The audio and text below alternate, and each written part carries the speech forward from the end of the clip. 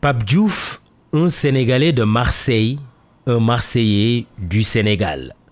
Il est né à Abéché au Tchad. Il s'est fait en France. Il s'est ressourcé au pays des ancêtres jusqu'à la mort. Ce n'est pas à un compatriote de Senghor, l'enfant de Joal, qu'on apprend l'enracinement et l'ouverture. Un citoyen du monde s'en est allé, emporté par un virus espiègle, pour reprendre un confrère. Ni le savant de Marseille, ni le professeur de Marseille n'ont pu sauver l'Olympien Pape Diouf. Il était écrit avec le coronavirus qu'un iconoclaste médecin infectiologue marseillais, déjà très connu, se rendrait encore plus célèbre en osant soigner ses patients avec un vieux protocole médical.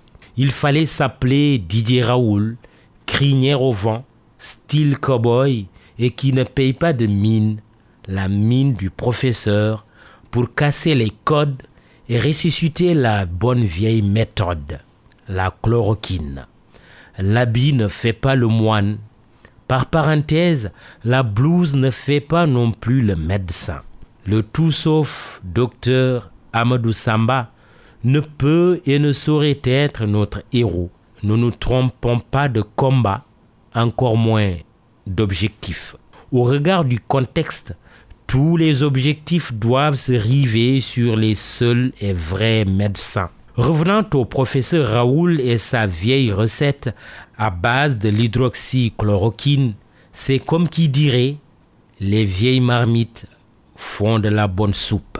En écho à l'infectiologue de Marseille, un autre héros de la médecine, le brave professeur Moussa Seydi de Dakar, n'a pas hésité à appliquer le fameux protocole qui a guéri et qui est en train de guérir des milliers de malades du Covid-19.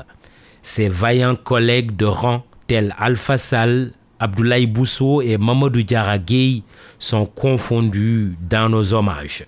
La vie des patients en valait la prise de risque, mais un risque maîtrisé. C'est là tout le charme de la responsabilité qui va avec l'exercice de la médecine. Assistons-nous à l'émergence de l'école de Dakar comme hub médical de dimension mondiale?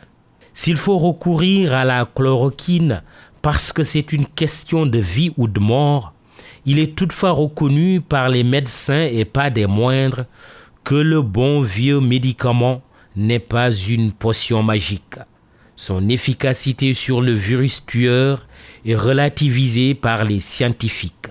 De l'avis des chercheurs, la chloroquine est une piste parmi d'autres pistes d'exploration. Les recherches se sont déjà accentuées pour vaincre au plus vite et de manière définitive l'ennemi commun.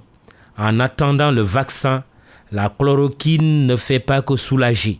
Elle permet de contenir le virus en ralentissant sa charge, à défaut de le réduire à sa plus simple expression, à l'image d'un garrot pour arrêter l'hémorragie.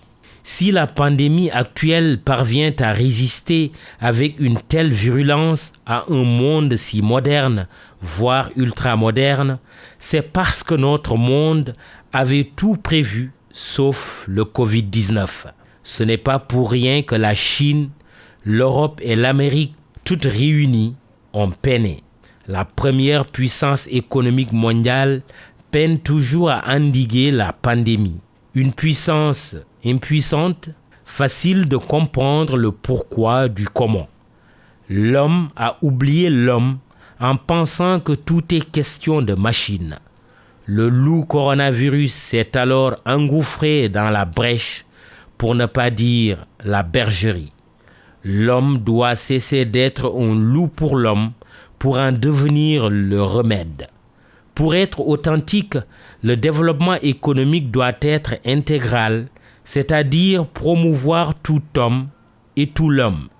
Ces mots du pape Paul VI, prononcés dans les années 40 déjà, en disent long. Prémonition, c'est le propre des religions révélées. Mais a-t-on suffisamment écouté la voix du Seigneur dès lors que ses voies sont impénétrables? Allez savoir. Pour l'heure, l'Afrique a un défi à relever et une opportunité à saisir. En termes de défi, il lui faudra éviter de devenir le prochain épicentre de la pandémie. Pour le continent, la grave crise sanitaire est un réservoir de leçons. Un autre modèle de développement est possible. Au Sénégal, l'histoire retiendra que Covid-19 a gâché la fête. 60 ans et ça ne se fête pas, pour une fois. Mais à 60 degrés, le virus meurt de mort certaine. N'ayons pas peur de faire enfin le tour de la question. C'est ce qu'on appelle introspection.